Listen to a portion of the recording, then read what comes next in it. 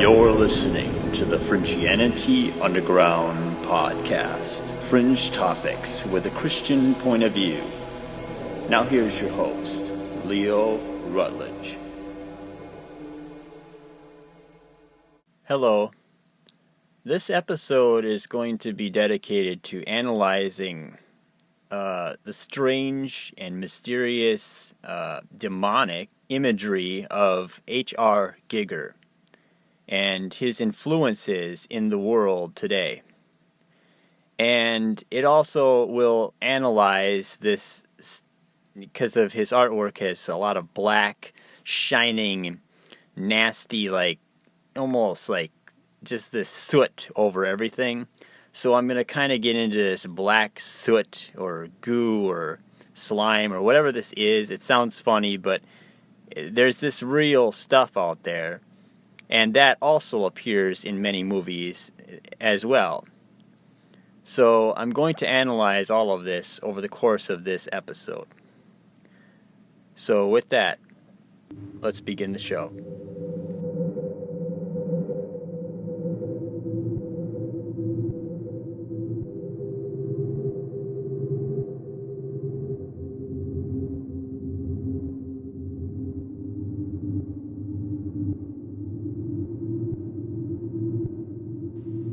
H.R. Giger is a dark and deep, almost occult kind of man.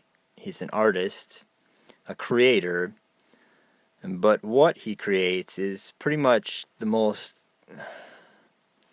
it's disgusting, it's sexualized, black, demonic, sinister looking, skeleton-like, machinery-like, almost anotherworldly imagery, the most hell-like creatures and creations that I have personally ever seen. And he's been around for quite a while. But I'm not going to tell you all about that, because I have a little clip coming up here soon that will pretty much tell you from his own words about how he started this and what he does. My point here is that he has influenced lots and lots of people throughout time. I know that the lead singer of the band Korn has had mic stands made in designs of Giger artwork. Blondie has had pictures done with him, the singer from the 70s and 80s, Blondie. He's been around. A lot of famous people have liked his artworks, and a lot of the same people, who would put Aleister Crowley as part of their wisdom and people that they enjoy, like, the same type of people, it seems like. And Aleister Crowley is a major Satanist. He's contributed heavily to the magic and the darkness that all surrounds satanic worship today. Do as thou will comes from him. We should all, he was around in the 20s, and he's contributed heavily to the world. Now, I don't know if H.R. Giger had any knowledge of this guy, but H.R. Giger, he's in Switzerland, and he seems to be a very likable guy in a sense, but very creepy. Very creepy. There's something else behind him. And I almost want to say that he's just a puppet for the devil. In other words, he creates images that he sees that are shown to him from demons or the devil, of images of hell. And he captures that. I have read some stuff about he had a wife one time that committed suicide. She couldn't handle the darkness behind his artwork. And there's just so much there's so much darkness behind him. And these images, the images speak for themselves. The images. when you see the images that he creates, you will instantly see why I call this a dark, dark episode. The images are pornographic in some ways. They're very evil, I'll put it that way. And there's an essence. If you're a Christian, you will pick up a very, very evil feeling if you have any senses at all. You will pick up a vibe of something very dark. And that's just the imagery that he makes. And it's covered, everything that he does, all these images seem to be covered in this black soot, this black tar, this black nasty goo or whatever. And it's almost like, it's just everything's all shiny and black and in this dark, somber, gross kind of hell. And he mixes it with like sexual images of women and sexual images of all this twisted stuff, like just the most twisted stuff. I don't even want to use words to describe some of these things. On the YouTube edition of this show, you're probably seeing it right now. There's images that it's just going to blow your mind. The only reason I am bringing this up is because this guy has contributed to Alien, Aliens, and Alien Part 3. He's been contributed to the movie Species. He's like the creative artist that's behind all of these things. And he does a lot of dark work. And aside from that, even as I'm going to get into later in this episode, I have found out that he contributed, or he's inspired artists who make video games now. So now you can literally play video games that literally takes from this guy, so that now you can actually go into a video game and experience these places that H.R. Giger created in his mind. And these places are so torturous and sickening and disgusting that I cannot personally even watch very much of these clips from these people showing off the games. It's so disgusting and so torture. It's just satanic. You're literally seeing hell. You're literally seeing the darkest reaches of hell when you're seeing these clips from these video games. But I'm not going to get into that yet. For now, I'm just going to play you the clip of H.R. Giger when he was alive and what he was doing and about his museum and his artwork. And it's kind of a happy-go-lucky kind of video. So if it sounds upbeat, it's because the interviewer really put this into, it's kind of laughable, like everything's at the bar, kind of like, oh, I'm hanging out with H.R. Giger, it's all fun. And it sounds great, but you have to see the images, and you'll know what I'm talking about. H.R. Giger, the father of the popular sci-fi movie Alien, is native to Switzerland. And here in Gruyere, located in the Gothic castle, the H.R. Giger Museum showcases his biomechanical artwork on permanent display. Giger's work varies from paintings, sculptures, furniture, and film designs from the early 1960s until present day. But the real treasure opposite the museum is the H.R. Giger Museum Bar. Let's check it out. I'm in the H.R. Giger Bar sipping a cup of alien coffee. This place really feels like you're in the inside of some prehistoric beast with fossilized vertebrae crisscrossing the ceiling and alien chairs that look like they're from the creature itself. If you're anywhere in the town of Gruyere, you have to make this a stop on your list. It's really a must-see. I'm industrial designer. I learned that, and furniture also, and so I'm fascinated about vertebrae, about bones and these things. And Dan O'Banion wrote the script of Alien, and I was demanded to do this alien creature, and so I had to invent a creature who looked a little scary, and yeah, so I have here the museum, H.R. Giger, and the bar, and also a gallery for other artists. Soon I got in love with this place. I liked it so much, and I I had the occasion to buy this building, this old, it's a part of the castle, yes.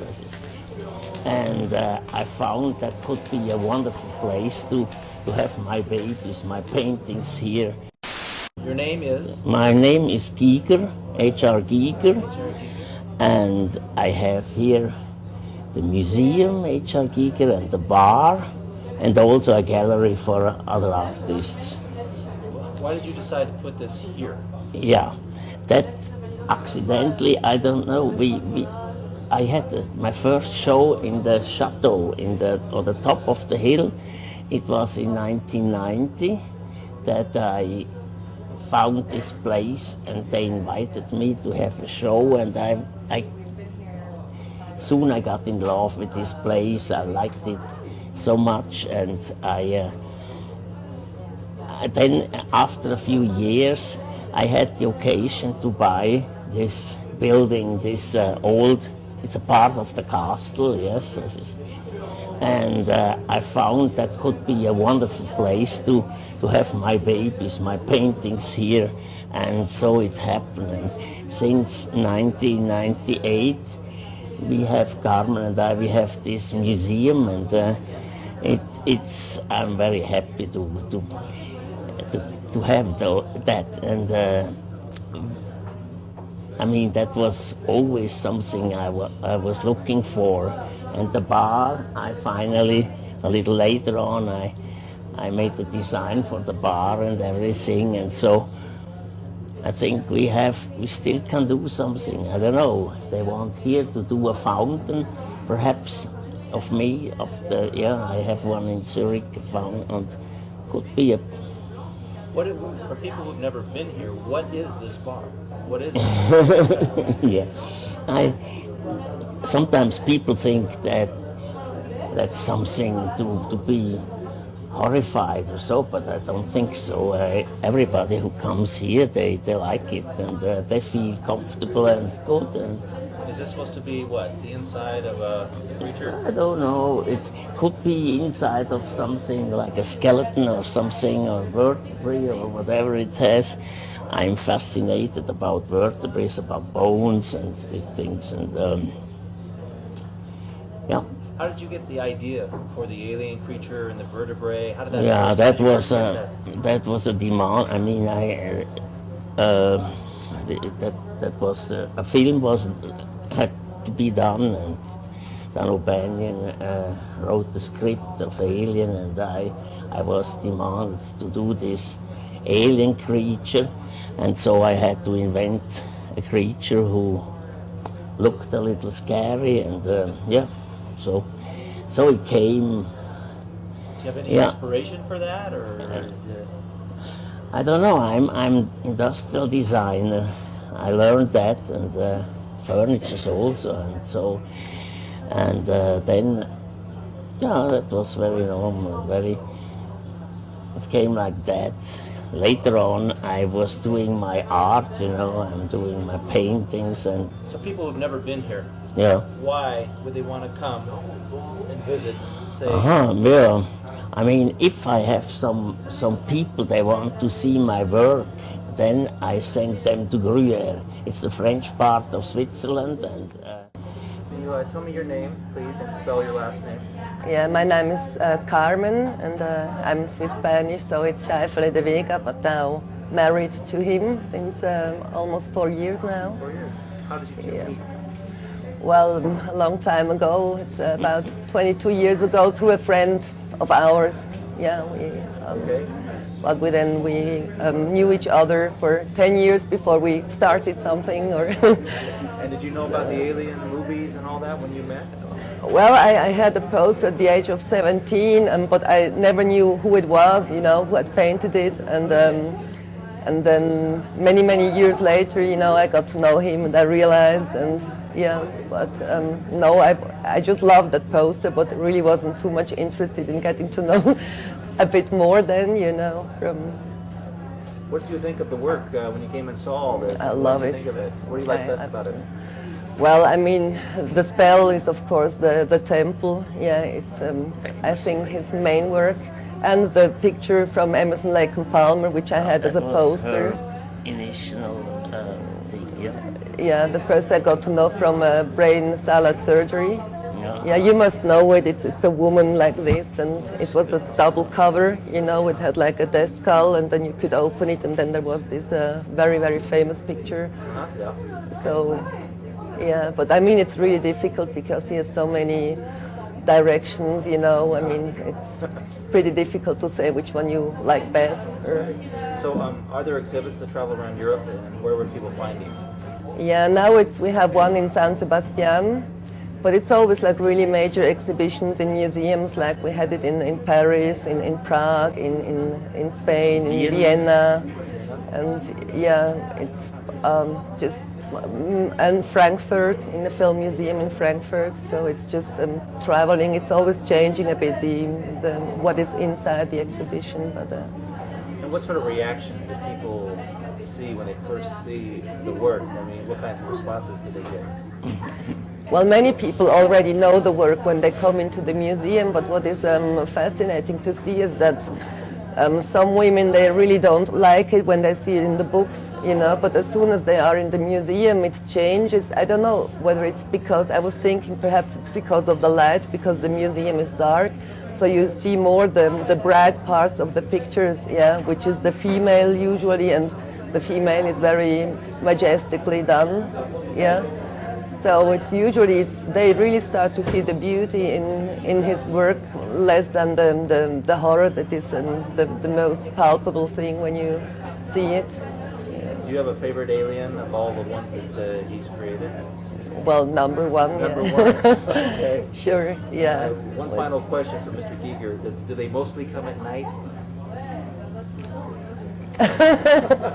Mostly. Yeah. Okay. They come to the museum. Yeah, mostly at night.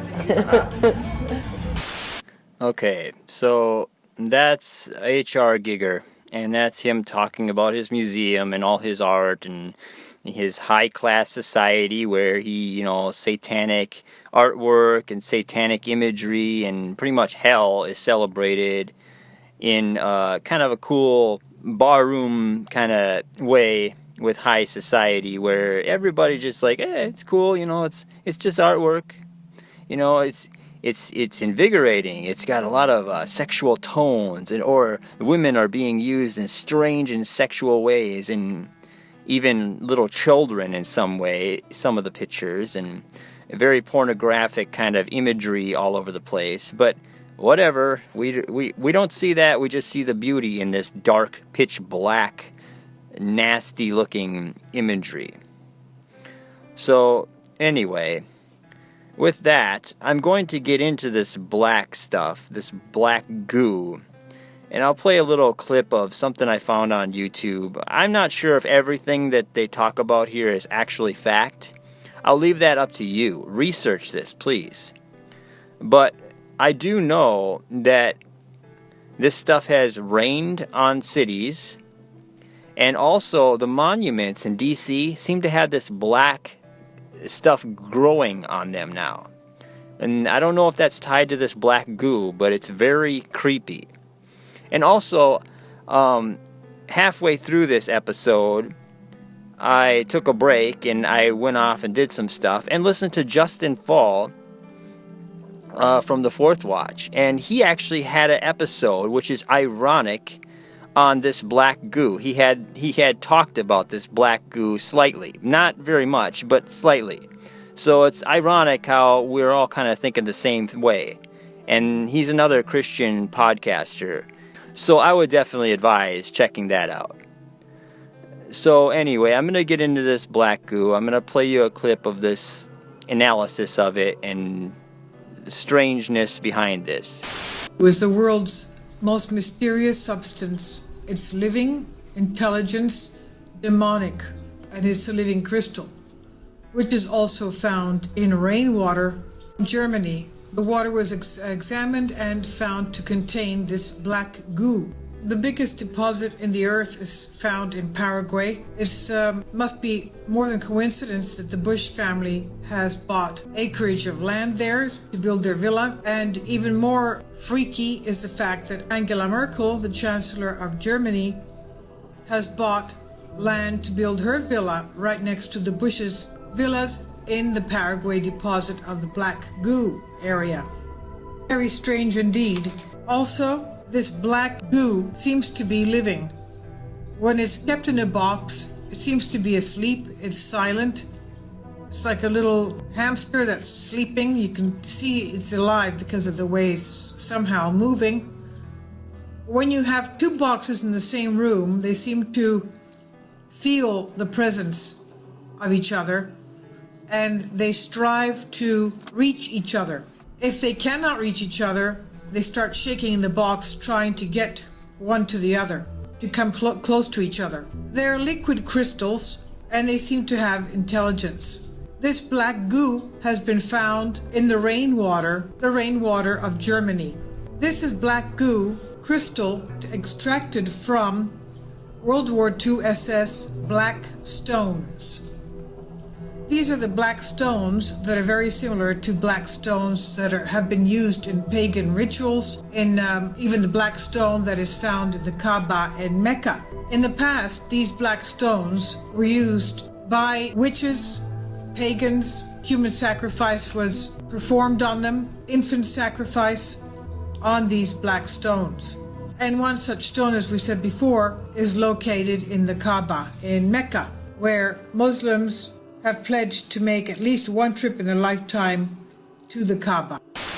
So that's this mysterious black goo that I was talking about.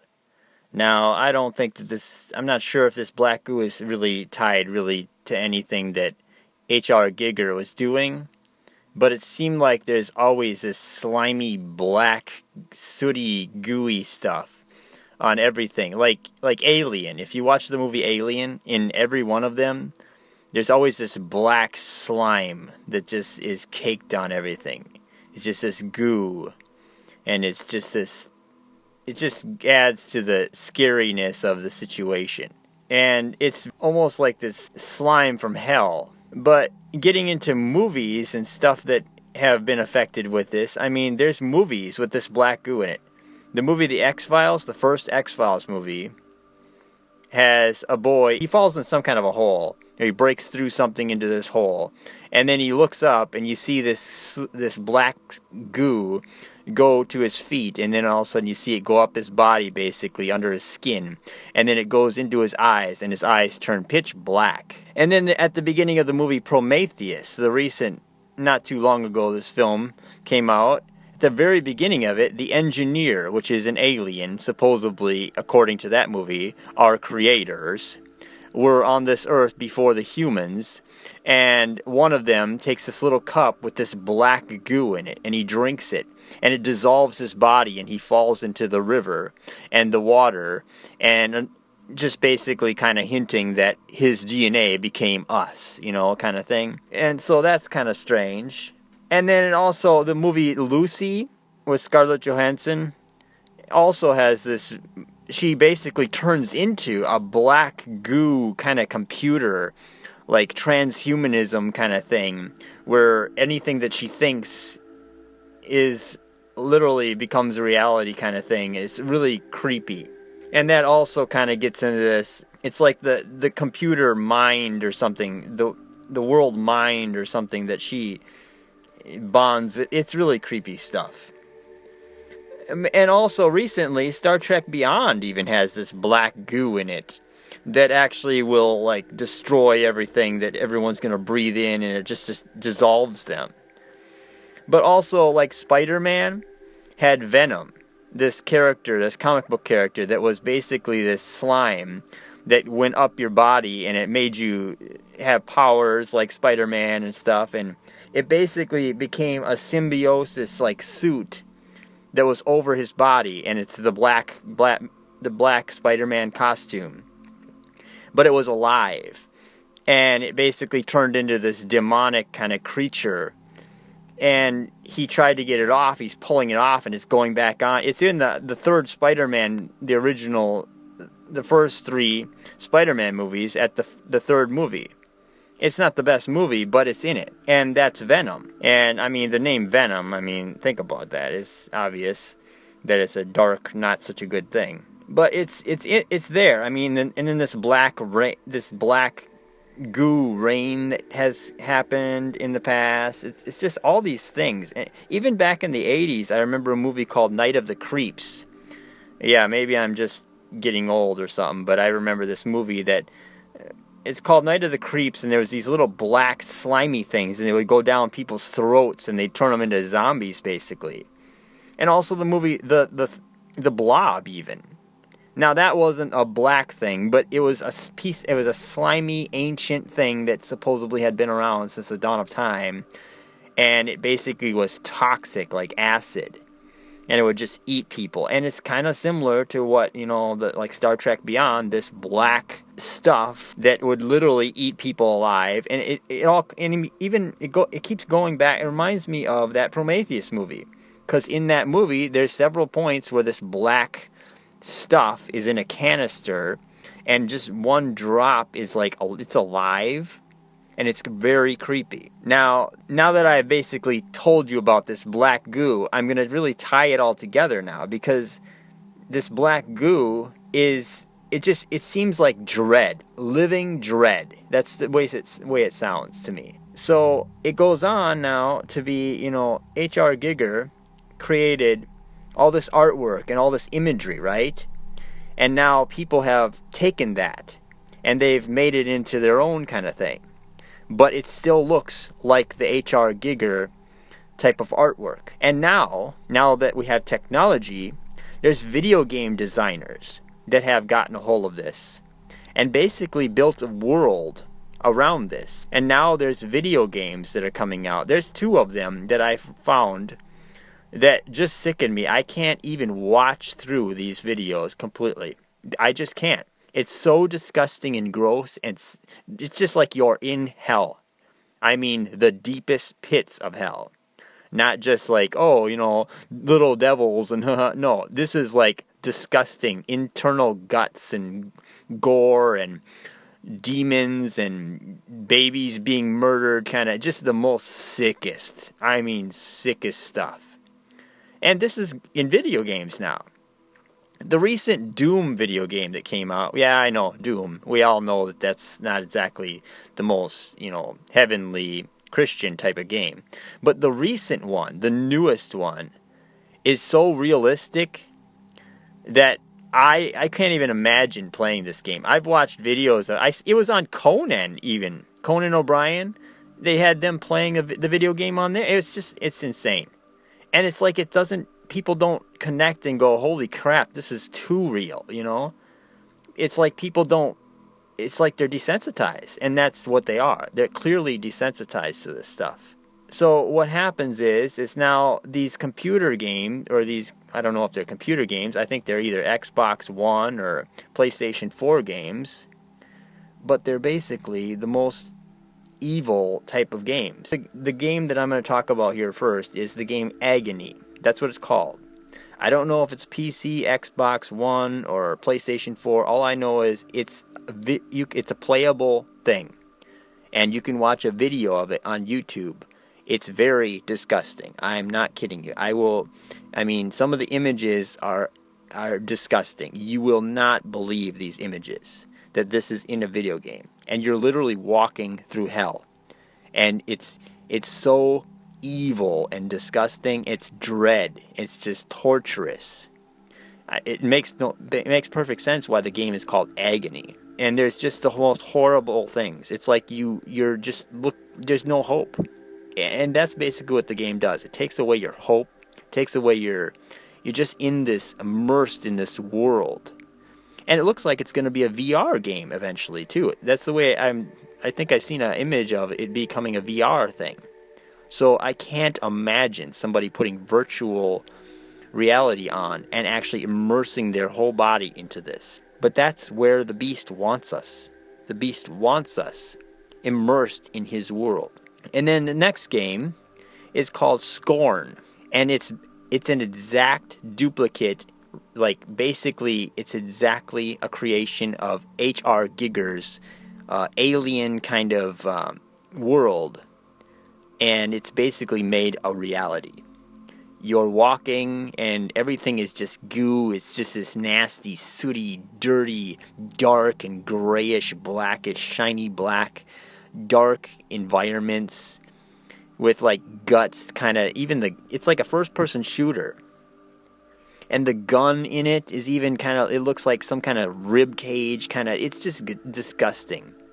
And there's corridors, and there's, like, things dying in the corridors, like dead whatever creatures of some sort, and they're just like torturously dying slowly, like sickened, like poisoned, and it just keeps going and going and going and going.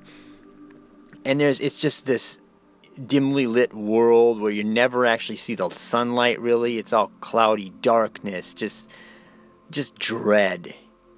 And this is a game called Scorn. I don't know when these games come out. I don't know what's going on. Maybe they're going to be virtual reality games. I don't know. But they're working on them. And these things are a reality. These are things that young adults, kids, I'm sure they'll be rated mature. But still, that's young adults. People will be able to play these things. This is where Satan is taking us. This is the world he wants us to live in. And that's where we're going. I mean, I can't believe that the things I've seen when I looked up this stuff. And it all began with H.R. Giger and his disgusting envisions of hell, which I believe was placed into his head by demons. I honestly think so. I don't see how there's nothing godly in it. In fact, it's void of anything good. And it's just disgusting. I first heard of H.R. Giger when I think I was like 16 or 17.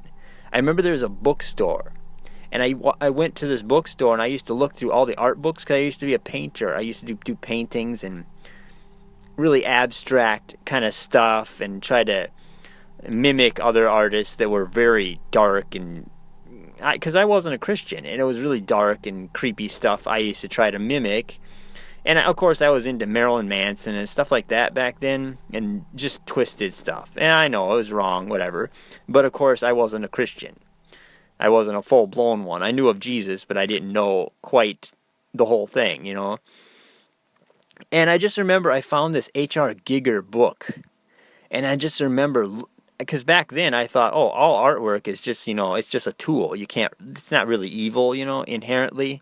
So I never thought of any kind of artwork as evil. But I remember I picked up this big, thick, black book with H.R. Giger's artwork on it for the first time, and I seen it, and I thought, oh my God, this is the guy who created Alien.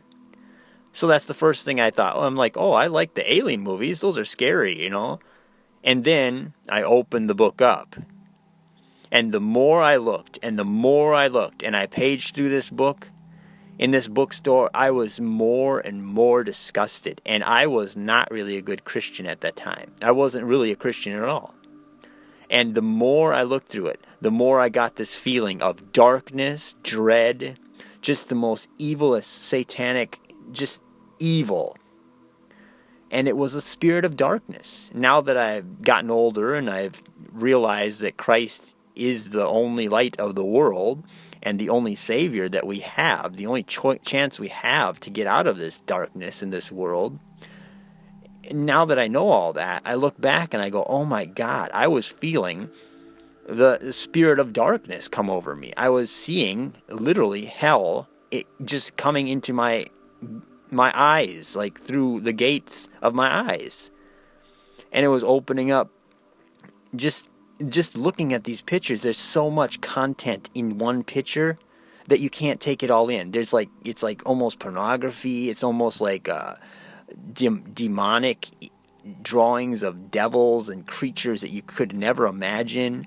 And I mean, also the band Tool. I gotta admit this too. When I was younger, there was a band called Tool, and I'm sure they're still around. But they had these videos, and they used H.R. Giger type of artwork in these videos. And there's always these alienish, kind of dark, creepy creatures like the movie Alien, and it was always this weird and strange stuff.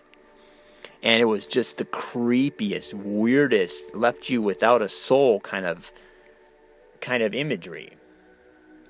And it was just so dark. But getting to the point here is, this is probably, to me, this is the hardest topic to cover. This is H.R. Giger. Because to me, it's like blotting your soul out from God's sight. To just really to look at this stuff. It's so disgusting to me. And I'm not doing this to scare anyone.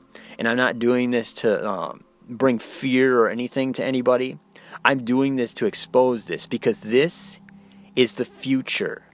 This is not the past. This is going to be the future of what Satan is leading our world to be. It says in the end times that the world will be darkened. And it will be so black and dark that the sky will be blacked out, or the sun will be blotted out. It will be so dark. And that there will be creatures on the earth that literally men's hearts will fail them from fear of these things that are coming on the earth. And it also talks about these things that sting you in the end times, that come up out of the abyss. And it also talks about men wishing that they could die, but death flees from them. This is in the end times. This is what will happen. And a third of the earth will be destroyed. I mean, that's humans, that's wiped out. And I just know that these elites that are running the world have an agenda for depopulation and wars and endless wars and pestilence and all this, and just sicknesses, people dying from sickness, all of this stuff. The end result, I mean, above all the election stuff, this is the end. This is the end all be all. The goal is to completely cast this world into complete darkness.